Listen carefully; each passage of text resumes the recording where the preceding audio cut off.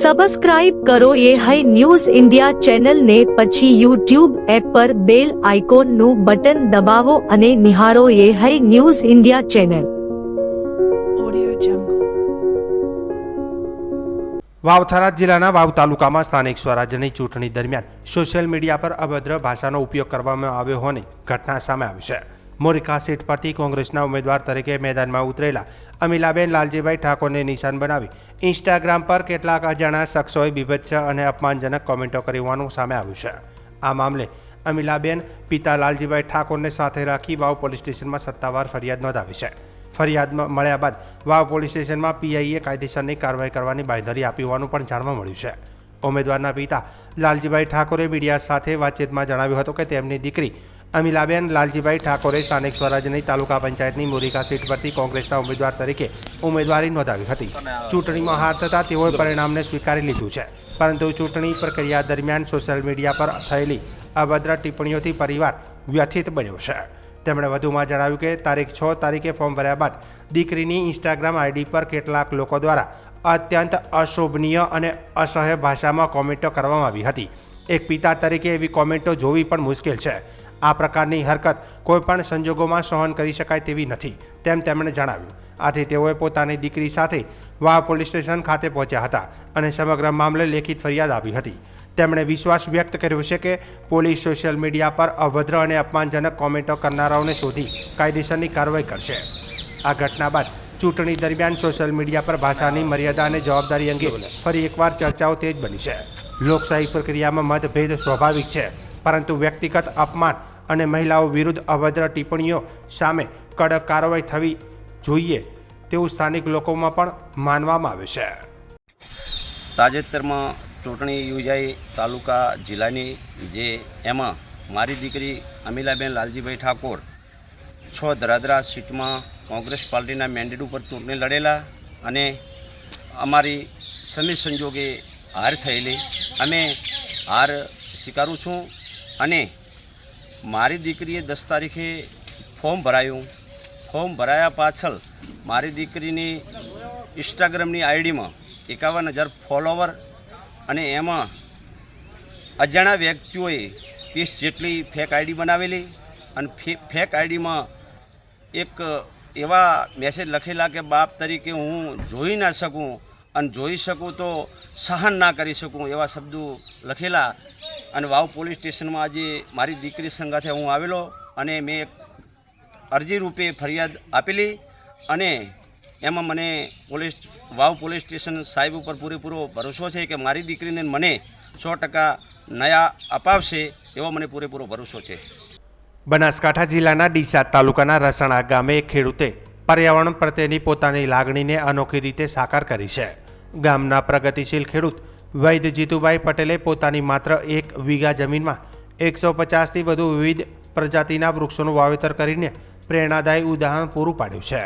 જીતુભાઈ પટેલે જણાવ્યું કે તેમને નાનપણથી જ પર્યાવરણ અને ઔષધીય વનસ્પતિ પ્રત્યે વિશેષ રસ રહ્યો છે। તેમના મતે આસપાસ એવી અનેક ઔષધીય વનસ્પતિઓ ઉપલબ્ધ છે જે નાના મોટા રોગોમાં ખૂબ જ ઉપયોગી સાબિત થાય છે, પરંતુ આધુનિક જીવનશૈલી અને જંગલોની ઘટતી સંખ્યાને કારણે ઘણી મહત્વપૂર્ણ વનસ્પતિઓ હવે નષ્ટ થવાના આરે પહોંચી ગઈ છે। તેમણે ખેડૂત સમુદાયને સંદેશ આપતા જણાવ્યું કે દરેક ખેડૂતે પોતાના ખેતરના સેઢા પાળે વિવિધ પ્રકારના વૃક્ષોનું વાવેતર કરવું જોઈએ અને તેનું જતન કરવું જોઈએ। આથી માત્ર પર્યાવરણનું સંરક્ષણ નહીં, પરંતુ ભવિષ્યની પેઢીને ઔષધીય સંપત્તિ પણ મળી રહેશે। આ ઉપરાંત જીતુભાઈએ પોતાના મિત્ર મંડળ સાથે મળીને એક અનોખો પ્રયાસ હાથ ધર્યો છે। તેઓ જંગલ વિસ્તારમાં જઈ વિવિધ વનસ્પતિઓના બીજ એકત્રિત કરીને માઉન્ટ આબુના જંગલોમાં તેનો છંટકાવ કર્યો છે અને તેઓ માને છે કે વરસાદ શરૂ થતાં જ આ બીજ ઉગી નીકળશે અને જંગલો ફરી હરિયાળા બની ઉઠશે। જીતુભાઈ પટેલનો આ પ્રયાસ પર્યાવરણ જાળવણી માટે એક પ્રેરણા સ્ત્રોત બની રહ્યો છે, જે અન્ય ખેડૂતો અને યુવાનોને પણ કુદરત પ્રત્યે જવાબદારી નિભાવવાની પ્રેરણા આપે છે। દર્શક મિત્રો, જીતુભાઈ વૈદ બોલું છું। આ મારું ફાર્મ છે જડીબુટીઓનું, જેમાં 150થી 200 પ્રકારની અમે જડીબુટીઓ આયુર્વેદિક વાવી છે। લોકોના પ્રચાર અને પ્રસાર માટે થાય, સાચા અને સારા ઔષધો મળે એના માટેનું આ એક પ્રયાસ છે। લોકો સુધી પહોંચવાનો ઋષિમુનિઓની જે જડીબુટીઓ છે એવી અલભ્ય પ્રકારની કેટલીય વનસ્પતિઓ અહીંયા અમે ઉછેરી છે અને ખેડૂત મિત્રોને વિનંતી છે કે સેઢાપાળે આ પ્રકારના વૃક્ષો જરૂર ઉછેરે। જે એમના સ્વાસ્થ્ય માટે, એમના પશુઓના સ્વાસ્થ્ય માટે અને ખેતી માટે ખૂબ ઉપયોગી જડીબુટ્ટીઓ છે. અને સાથે સાથે અમે લોકો કેટલાક મિત્રો સાથે જંગલમાં જઈએ છીએ. 70 મિત્રોનું અમારું ગ્રુપ છે અને જંગલમાં અમે અલગ અલગ પદ્ધતિએ અલગ અલગ બીજો લાવી અલગ વનસ્પતિના જંગલમાં નાખીએ છીએ, જેના કરીને એ બીજો ઉગે અને જંગલનો વિસ્તાર અને વિકાસ થાય. એને અમે નામ આપ્યું છે જંગલ ટેક્સ. અને એની અંદર અમે અલગ અલગ પ્રકારના ઘાસ પણ ઉછેરીએ છીએ. ઘાસ છે તો જંગલ છે, એ પ્રમાણે અક્કુપાર નવલકથાના સૂત્ર અનુસાર અમે લોકો ઘાસના બીજ પણ ત્યાં નાખીએ છીએ અને તમામ પ્રકારની વનસ્પતિઓના બીજ લગભગ 200-400 કિલો દર વખત અમે છિડકાવ કરીએ છીએ જંગલની અંદર, જેને અમે મુહિમનું નામ આપ્યું છે જંગલ ટેક્સ. નમસ્કાર મિત્રો, મારું નામ માળી પંકજ છે, ડીસાનો રહેવાસી છું. અમે એક વાત કહેવી હતી મિત્રો કે ઘણા ટાઈમથી મારા મમ્મીને ખાંસીની તકલીફ હતી. તો જે અલગ અલગ દવાખાનાઓ અને હોસ્પિટલોમાં જઈ અને તપાસ કરાયું અને ખાંસીના કોઈ જ રિઝલ્ટ મળ્યું નહીં. ઘણી પ્રકારની દવાઓ લીધી અલગ અલગ જગ્યાએ.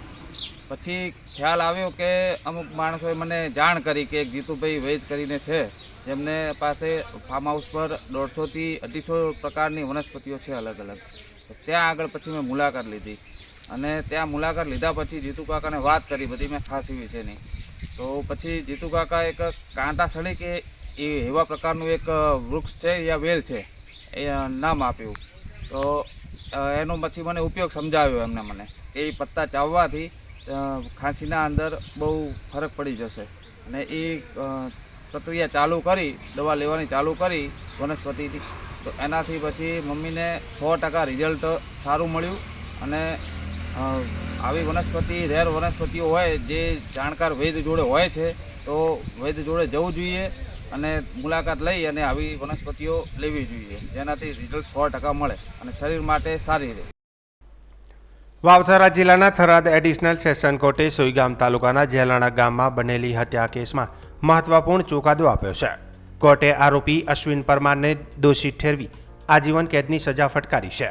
આ કેસમાં આરોપી અશ્વિન પરમારે સોનલબેન નામની યુવતીની છરીની ઘા મારી નિર્દયતાપૂર્વક હત્યા કરી હતી. કોર્ટે આરોપીને આજીવન કેદ ઉપરાંત 50,000 રૂપિયાનો દંડ પણ ફટકાર્યો છે, જે ન ભરવા પર વધુ 6 મહિનાની કેદ ભોગવવી પડશે. સરકારી વકીલ R.D. જોશીએ માહિતી આપતા જણાવ્યું કે આ હત્યા પાછળ જૂની અદાવત કારણભૂત હતી. અગાઉ આરોપી અશ્વિન પરમારે ફરિયાદીની બહેન શાંતિબેન સાથે મારપીટ કરી હતી, જેના કારણે બંને પક્ષો વચ્ચે વૈમનસ્ય ઊભું થયું હતું. બનાવના દિવસે સોનલબેન ઘરેથી ખેતર જઈ રહી હતી. તે સમયે રસ્તામાં આરોપી અશ્વિન પરમાર તેને મળ્યો હતો અને જૂની અદાવત રાખીને છરી વડે આડેધડ હુમલો કરી સોનલબેનને હત્યા કરી નાખી હતી. આ ઘટના અંગે સોઈગામ પોલીસ સ્ટેશનમાં ફરિયાદ નોંધાઈ હતી. પોલીસે તપાસ પૂર્ણ કરી કોર્ટમાં ચાર્જશીટ રજૂ કરી હતી. કેસની સુનાવણી એડિશનલ સેશન જજ શ્રી PM સાયણીની કોર્ટમાં ચાલી હતી. કોર્ટે મૌખિક અને દસ્તાવેજી પુરાવાના આધારે આરોપીને દોષિત ઠેરવી ઉપરોક્ત સજા સંભળાવી હતી. આ કેસની ટૂંકમાં હકીકત જોઈએ તો જેલાણા ગામના જે ફરિયાદી છે એ ફરિયાદીની 2 બહેનો, એક શાંતિબેન અને સોનલબેન. શાંતિબેનને અને હાલના જે આરોપી છે અશ્વિન પરમાર, એને આ બનાવના અગાઉ એક બીજો બનાવ બનેલો હતો ને એમાં આ જ આરોપીએ શાંતિબેનને માર મારેલો હતો. એની અદાવત રાખી અને આ બંને પાર્ટી વચ્ચે વૈમનસ્ય હતું. અને સોનલબેન બનાવના દિવસે ઘેરથી નીકળીને ખેતરે જતી હતી ત્યારે એના જ બાજુમાં રહેતો આ અશ્વિન પરમાર રસ્તામાં એને મળી અને એને પકડી અને એના શરીર ઉપર આડેધડ છરીના ઘા મારી અને મૃત્યુ નિપજાવેલ.